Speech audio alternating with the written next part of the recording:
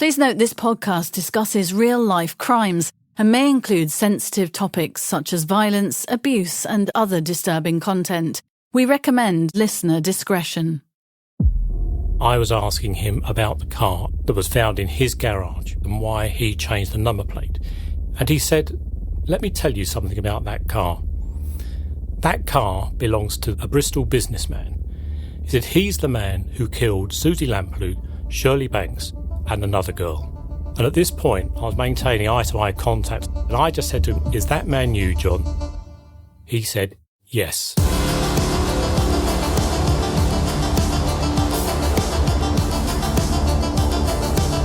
I'm journalist Helen Fospero. I'm crime reporter Martin Brunt. And this is True Criminals. A journey into the darkest corners of the criminal underworld with insights from decades of true crime reporting. The stories behind the stories, plus exclusive interviews with those closely involved in notorious cases. Re-examining crimes so shocking, they still haunt our imaginations.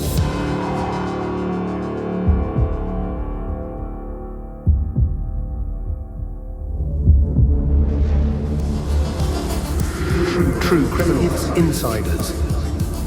If you're following us on Patreon, thank you. And there'll be an exclusive extra chat following the main episode.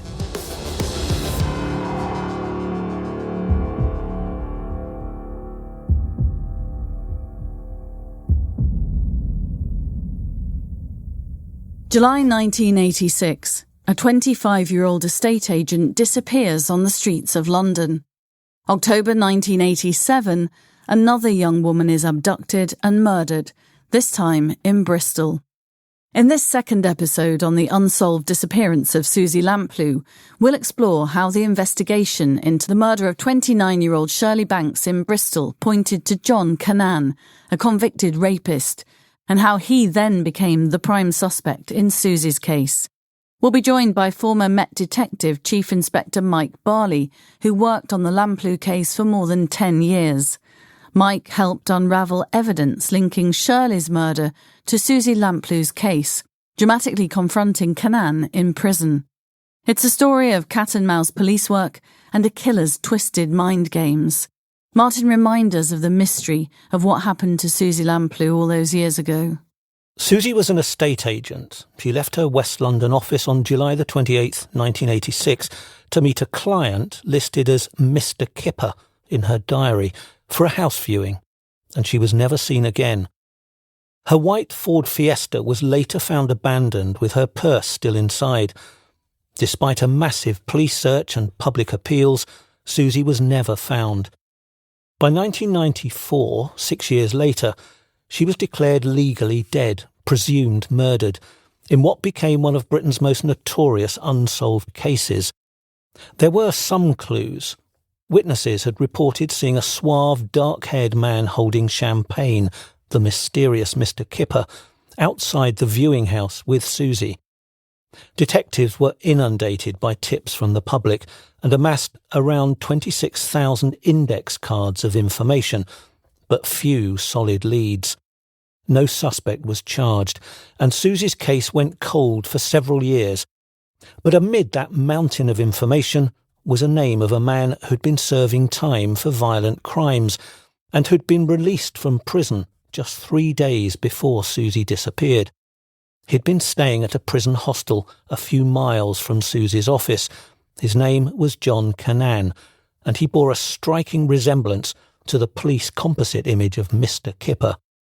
The tip about his release wasn't picked up at the time, but as we'll see, became hugely significant. So who was John Cannan and what had he been in prison for? On the surface, John Cannan appeared quite suave and sophisticated, but he had a dark history of sexual violence that dated back to his teens. At 14, he assaulted a woman inside a phone booth. In 1980, he choked his mistress during sex and told her he was going to kill her when she tried to leave him. He committed his first rape a year later when he tied up another lover and attacked her in front of her mum at knife point. He was jailed for 8 years in 1981, but he was later transferred to an open prison.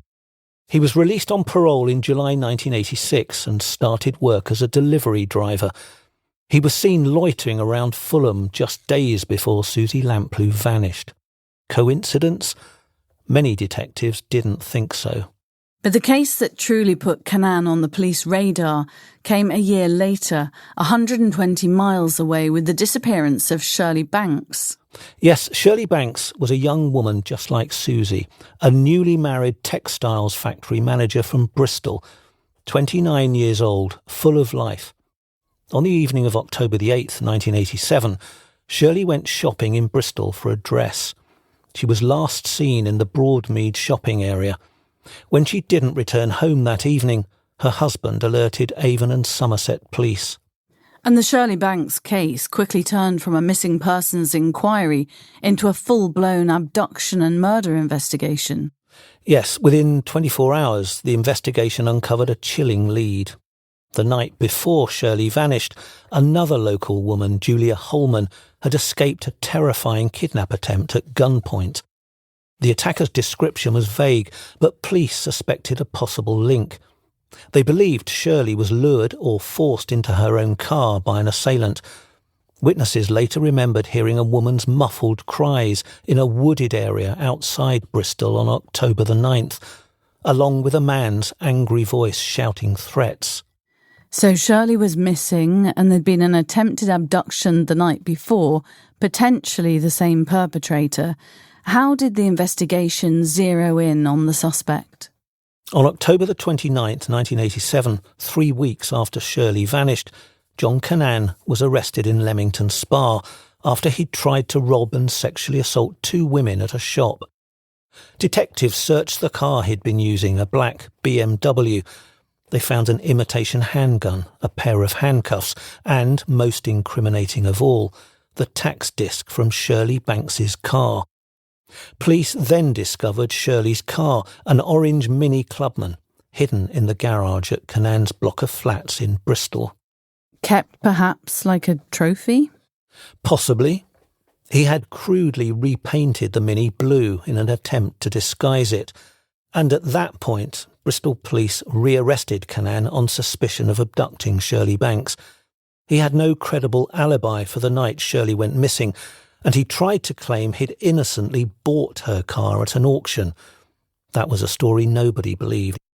And the net was closing in around him. Yes, and police found more forensic or circumstantial evidence. Forensic teams lifted a left thumbprint from one of Cannan's documents, and it matched Shirley's fingerprint. She had never met him before. The only way her print could have ended up on his paperwork was if she'd been held at his place. Cannan also had taken a raincoat to a dry cleaner in late October with strange reddish stains. He claimed it was just mud from a romp in the park, but forensic tests showed it was blood, consistent with Shirley's blood type. Clearly, he was trying to scrub away evidence. And they had the earlier victim, Julia Holman, who'd escaped, an important witness, presumably. Yes, Cannan was placed in an identity lineup, and Julia immediately picked him out as the man who'd tried to abduct her at gunpoint the night before Shirley vanished. That was powerful corroboration. And then 6 months later, on April the 3rd, 1988, Shirley's body was found in a remote wooded area of the Quantock Hills in Somerset. Yes, she'd been dumped in a stream at a place ominously known as Dead Woman's Ditch. The pathologist concluded she'd been bludgeoned to death with a rock. That meant Cannan could be charged with murder, and he stood trial at Exeter Crown Court back in 1989.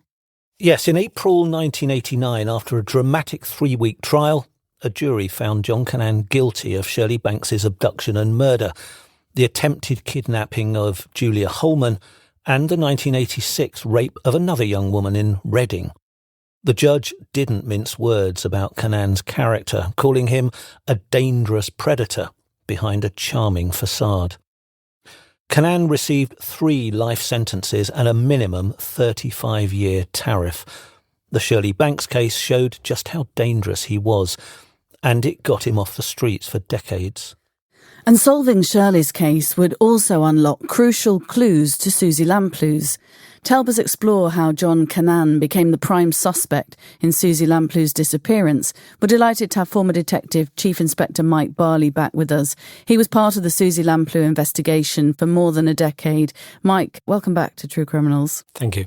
Can you explain how John Cannan became connected to the Lamplugh case that you'd been working on the year before? I gather there were some immediate striking links.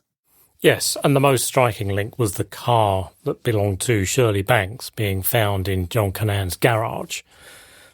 He had changed the number plate, and the original number plate belonging to Shirley was HWL 507N. John had changed this to SLP 386S. The resemblance to SLP and Suzy Lamplugh could not be ignored, and the detectives in Bristol got in touch with us straight away, and we travelled down to Bristol and worked with them on looking at John Cannan. And perhaps the 86, some kind of reference to 1986, which of course is when Suzy went missing. Yes, and you could suggest that 386 could be construed as the 3rd of August. Some may say that. That's a bit of a stretch, but certainly the letters were, for me, a very good indication. There were similarities in the two cases, and they were quite striking. So both victims were professional young women in their 20s who vanished without trace. And there was a key thing, wasn't there, that you discovered that 3 days before Suzy went missing, John Cannan had just been released from prison. So the timeline fitted, didn't it? It did very much so. It was the Friday before the Monday when Suzy went missing. And we were trying very hard, when he came to our attention, to verify his movements over that weekend. He, in subsequent interviews, denied any involvement in the disappearance of Suzy. And we asked him about what did he do once he was released from prison. He maintains that he went home to his mother's in Sutton Coldfield. We had spoken to other people inside the pre-release employment scheme who said that he bought a ticket to travel to Bristol. But he, under interview, said that he went home to his mother's, and we asked him to detail what he did over that weekend, including the Monday. And he said that he went to the cinema, he went to a department store in Birmingham where he bought a particular item, I think it was an electrical item, and just generally hung around at home. On the Wednesday, a friend of John Cannan's mother went to her house and wrote in her diary, this is Wednesday the 30th of July, went to Sheila's, John's mum, saw John, had a nice time. So that was the only independent corroboration we felt we had of his movements. That was on the Wednesday. I mentioned he said he went to the cinema, so we asked him which cinema, which film did you go and see? And he went to a department store, Rackham's in Birmingham, and bought an electrical item. And we tracked down the sales assistant that sold this item to him. She said he did come in, it was in September, and the film he said that he saw was only showing in the cinema in September. What we believe he did was transposed the events of another weekend to the weekend of his release. And he looked like this mystery man, Mr. Kipper, who Suzy had gone off to meet on the day she vanished. There were striking similarities there too. Very similar indeed. He looked suave, he had the black swept back hair, he looked clean, professional. Yes, there were very striking similarities. In 1989, Mike, you finally had a chance to interview John Cannan face-to-face about Suzy Lamplug's disappearance at a prison in Full Sutton. Can you tell us a bit about that experience and what you asked him and what he said to you? Yes, of course. He'd been interviewed by us on 2 separate occasions before about his movements, about his involvement, and of course of which he denied. John had a solicitor, and in August of 1989, I went and interviewed him in Full Sutton. There was myself, a sergeant by the name of Simon Addy, and John's solicitor, and the interview was tape recorded. We didn't have video recording in 1986-87. So the interview was tape recorded, and we knew pretty much this was our last chance. We'd asked him everything before. There was very little left to ask him about. And we worked hard beforehand in constructing the interview.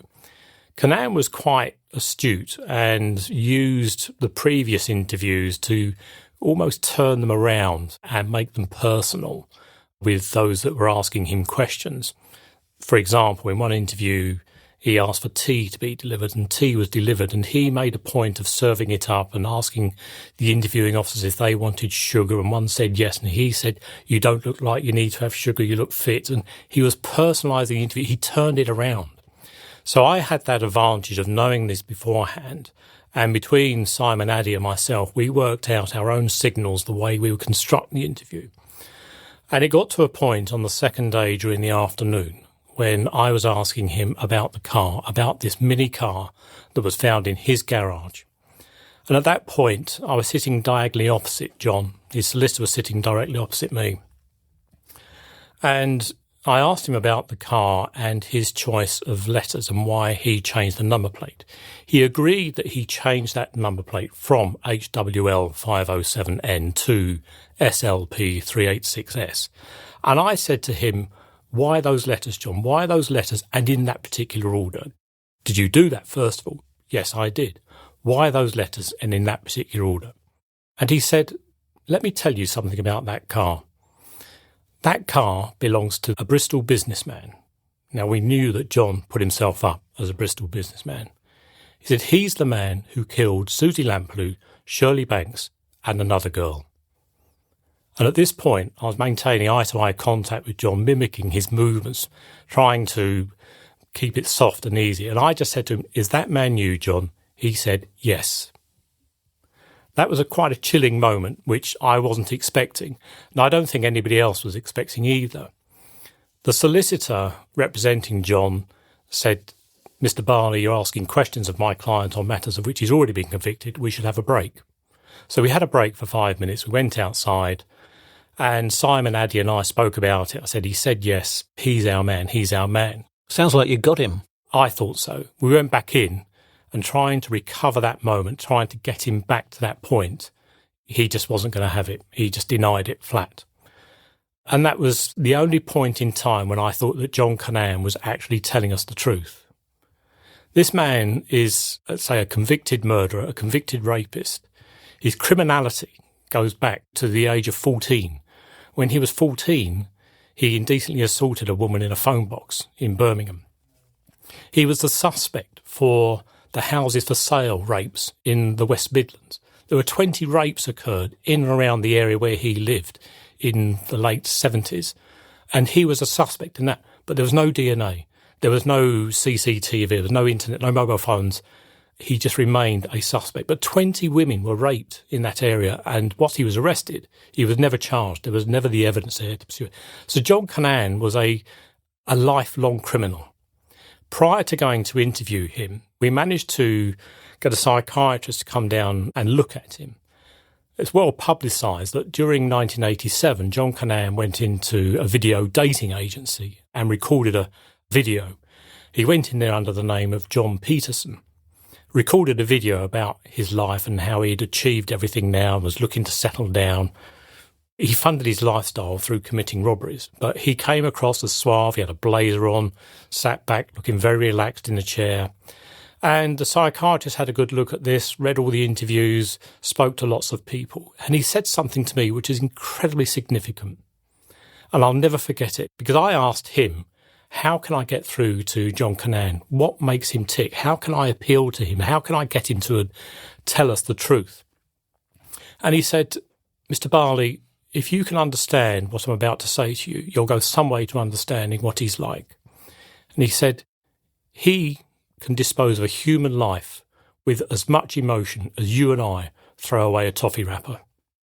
And that struck me really cold, really cold. And if you look at the murders of Shirley Banks, she was found disposed of in a ditch. During the course of our investigation, I placed John Cannan in Bournemouth in May of 1986, around the weekend that Sandra Court went missing and was subsequently found disposed of in a ditch in a similar way. And of course, we never found Suzy's body. We never found what happened to her. But my belief is that John Cannan had abducted her on that Monday, the 28th, and at some point in time drove up the M5 and disposed of her at Norton Barracks. What makes you think that he drove up the M5 and disposed of Suzy somewhere there? So there was a time in 1987 when John Cannan was staying in a hotel in Bristol, funded by his robberies. He was sitting eating dinner in a restaurant one evening on his own, and across the way were a table of about 10, 12 people who were a group of ice dancers. In that group was a lady called Gilly Page. He managed to catch her eye and send her a note via the waiter saying, "Meet me on the terrace at 9:30. And she did. And he started an affair with her. And shortly after that was driving up the M5 motorway with her. She recounts the conversation that it came round to talking about Suzy. She made reference to, wasn't that a Mr. Day or a Mr. Knight? And John Cannan allegedly laughed and said, no, it was a Mr. Kipper.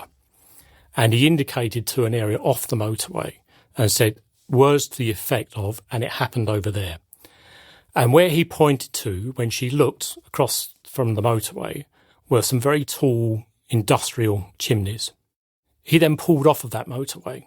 They were supposed to be going to Sutton Coldfield to his mother's. He pulled off of the motorway. He apparently knew where he was going, and he pulled into Norton Barracks, which was a disused place, very overgrown, hadn't been used for years. And he raped this lady in the car and then continued his journey. To me, that indicates that the very nature of the man, that he'd returned to the scene of where he dumped Suzy and carried on his journey to his mother's in Sutton Coldfield. So when the lawyer had a break and taken John Cannan out for a few minutes, and then he came back in and he was different, what was he like and how far did you push him? When we resumed the interview, clearly John Cannan had had time to think about what he'd said. And I believe recognising that he'd said yes to the fact that he was the man who killed Suzy Lamplugh, Shirley Banks and another girl. And thereafter, he was just adamant that it wasn't him, that he didn't do it. It was somebody else, that he'd heard about this Bristol businessman, but it definitely wasn't him. He was just flatly denying everything then. And then you got nothing more out of him. Nothing more out of him at all. It was just that one word. And you can't prosecute somebody for murder on one word. But in your heart of hearts, Mike, do you believe that John Cannan abducted and murdered Suzy? Absolutely. No doubt at all. It strikes me, Mike, that over this period, you really did have enough circumstantial evidence, quite a lot of circumstantial evidence against Cannan, perhaps enough to charge him. You had the confession to you, the confession to his ex-girlfriend about a body being buried there. You had that bizarre number plate change that he did. Some years later, in November 2002, which was 16 years after Suzy vanished, Scotland Yard made an extraordinary move. So although they felt there hadn't been enough information or enough evidence to charge Cannan, there was a public press conference and you formally named John Cannan as the man you believed killed Suzy. Scotland Yard named Cannan. What lay behind that move? I think the realisation that nothing more could be done in terms of the investigation. As you say, there was the circumstantial evidence, and a report went to the Director of Public Prosecutions asking permission to charge him with the murder. And the director came to the decision that there wasn't sufficient evidence, and realising as well that we'd investigated this over many, many years and nothing more could really be done unless John Cannan was going to admit something. He'd been given ample opportunity. He hadn't done so. So the announcement that we weren't looking for anybody else, that the police had come to the end of their investigation, that John Cannan remains the prime suspect, was the right thing to do. It was saying publicly, he is the person responsible, but we haven't got sufficient evidence to charge him. And it came after a fresh review, didn't it, of the case, which was led by Detective Superintendent Jim Dickey. Yes, that's right. It happened just after I retired, and I'd like to think that my retirement sparked that Jim came in and carried out the review, which culminated in that statement coming in 2002. Our podcast, True Criminals, is a year old. Thank you to all those on Patreon and to our listeners who followed us over the year. and heard stories that have ranged from serial killers like Fred West and Myra Hindley to ongoing mysteries like the disappearance of Madeleine McCann and Lord Lucan, to robbers including Playboy thief Valerio Vice and Great Train mastermind Bruce Reynolds. As a Christmas special, we want to answer your questions about our previous episodes. Ask us anything you want, and Martin and I will try to answer. Send us your thoughts to contact@audiobleachglobal.com.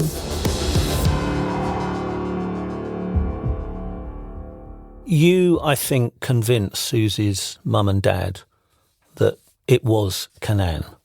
And I remember interviewing Diana, I think after that Scotland Yard press conference where the police came out, this is after your time, and said that he is the prime suspect. And I remember Diane's response was, well, we've got nobody else. So kind of tacit admission that she accepted before she died that John Cannan had abducted and killed Suzy. Over the years, Cannan has consistently maintained his innocence in the Suzy case. In 1989, he tried to block a BBC Crime Watch episode that speculated about his links to Suzy. And in 2018, there were renewed searches. Cannan wrote a self-pitying letter from prison complaining about the assassination of his character in the press. He claimed to feel powerless and distraught. What did you make of that? I think that this time, Cannan had spent an awful long time in prison, and he was probably clutching at straws to try and get this off of his back.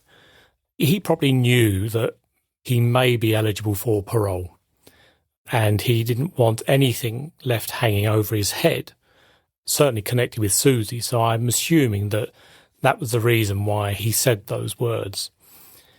But it's still my belief that he was responsible, and I also believe that the makeup of the man was such that he probably felt that he'd beaten Scotland Yard. He had power, he had control over Suzy all the time, that nobody else knew what had happened to her. Some years after, I think it was on the 10th anniversary of Suzy disappearing, John Cannan wrote a letter to Diana Lamplugh saying, "I didn't kill your daughter." Now, what a strange thing to do. A really odd thing to do. The fact that he's still thinking about it, that he takes that action to deny killing somebody, is just really odd. Mike, if Cannan did kill Suzy, what do you think happened that afternoon and that night of the 28th of July 1986 when she vanished? What do you think the timeline of events might have been that explains her abandoned Ford Fiesta and her completely vanishing after that? I suppose I'm asking, what do you think happened to Suzy?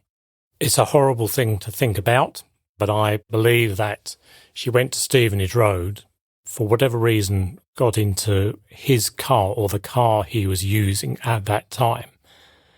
I actually think that at that time she saw through Cannan, having met him before. She'd met him on the Sunday evening, I believe, although there's no evidence to suggest that. And she'd met him before that, and the roses being delivered to the office indicated some form of association, friendship, relationship, call it whatever you will. But I think she saw through him, and I think that on that Monday lunchtime, she told him, "It's over, I'm not seeing you anymore, it's done, it's finished." He couldn't accept that. He could not accept that rejection. And I believe that he assaulted her there and then drove off with her in his car, or the car he was using, hence why her car was left where it was, overhanging the garage. How long he kept her for, I have no idea. It's an awful thing to think about what might have happened to her during the hours after 12:45 on that Monday, the 28th of July. Only he knows the answer to that, and he's never revealed it. And he's dead now. And this was one of those agonising unfinished chapters in British criminal history. John Cannan died at Full Sutton Prison of a ruptured aneurysm, aged 70, late in 2024. I hope it doesn't feel uncomfortable to ask, but what were your thoughts when you heard that he died? A bit mixed, really. I was sad that he had never thought to confess and tell us what he did with her, and to get the family some form of consolation. They've never had a place to go to grieve over Suzy. So I was a bit sad that he didn't do that. Equally, I was quite happy that he didn't ever get released, because I always thought that even at that age, he could still have been a danger to women. So from that perspective, I was quite pleased that he just never set foot outside again. This is a man who was convicted of rape, suspected of many more rapes, and convicted of murder. Do you have a theory as to why, if indeed he did murder Suzy Lamplugh, he never confessed? It almost feels to me, with the registration plate and some of the other clues and similarities we've talked about, that there was a sense of taunting detectives. I think there was. Take the Shirley Banks case. There was DNA, there was evidence. He denied it all the way along. He was rightly convicted of it. He appealed against it. He just never admitted anything. All of his arrests and charges he pleaded not guilty to. He never really admitted anything that he'd done wrong in his life. And the chances of ever finding Suzy's body, remote at best? I think the chances of finding Suzy now are nigh on impossible. Lots of places have been searched. The place that I mentioned before, Norton Barracks, is now a housing estate, and other places have been searched, and the police on the review even dug up his mother's back garden. But I think the chance of finding her now are more than remote. I think it's impossible. Sorry to say. Mike, thank you very much for your extraordinary insights. It's been really good to talk through the mystery of Suzy Lamplugh. Yeah, thank you very much, Mike. It's been really great to have you with us. Thank you. What a story, Martin. Two young women, Suzy Lamplugh and Shirley Banks, living ordinary, happy lives until they cross paths with a dangerous man. It really brings home to us how one predator in our midst can do such terrible damage. It really does, doesn't it? In Shirley's case, thankfully, police got their man, and the evidence was so strong it put him away for life. But Suzy's fate still hangs in the air, an unsolved puzzle full of what-ifs. Justice for Suzy was never formally served. Cannan's death in 2024 closed the door on any hope of a confession. One can't help feeling very sorry for the Lamplugh family. Nearly 4 decades on, they've never had the chance to lay Suzy to rest. Her body is still missing, and that must be a torment for them. Her parents, Diana and Paul Lamplugh, passed away several years ago, never knowing where their daughter went. "I'm a mother," Diana once said, "and I've lost part of my body. Part of my body has died." That really does convey the depth of her loss. It really does show the depth of her loss and the ripple effects that these awful crimes have. It's not just Suzy's life that was lost. Really, a lot of her family lost a big part of them, and the not knowing must have been so painful over all of the years. The impact of Suzy's disappearance went beyond the investigation. It really changed British society's approach to personal safety. Paul and Diana Lamplugh turned their grief into action, as many people do in these dreadful situations. They founded the Suzy Lamplugh Trust back in 1986, which has done extraordinary work in raising awareness about stalking and women's safety. So Suzy's name became a catalyst for change, and I have very strong memories of meeting Diana Lamplugh on breakfast television, and every anniversary she'd come in and talk about the work that they were doing. Yes, the Trust is still going strong today, spreading advice on personal safety. Its motto, "What happened to Suzy must not happen to anyone else." The case really did haunt the national imagination and had an impact, especially for women working alone.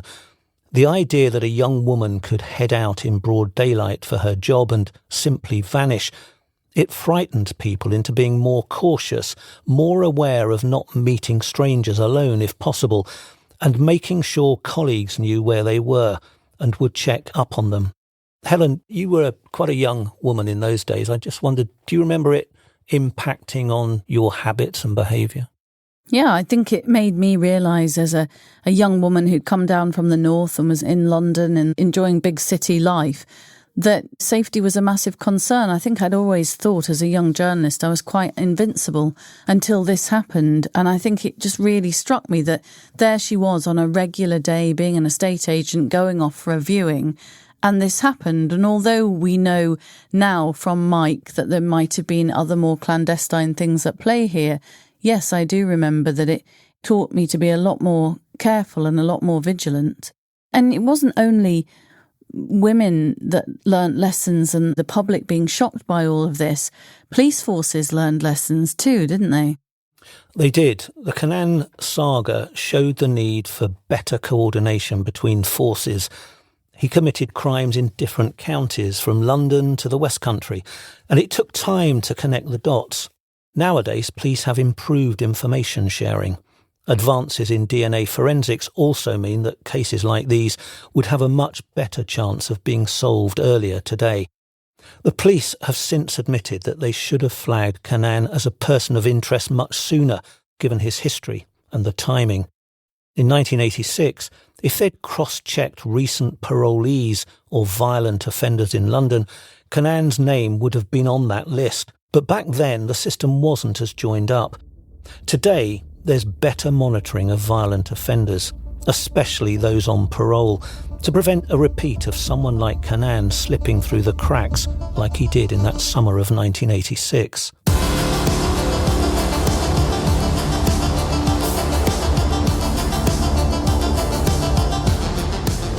Welcome to our new Patreon followers. Thank you for joining.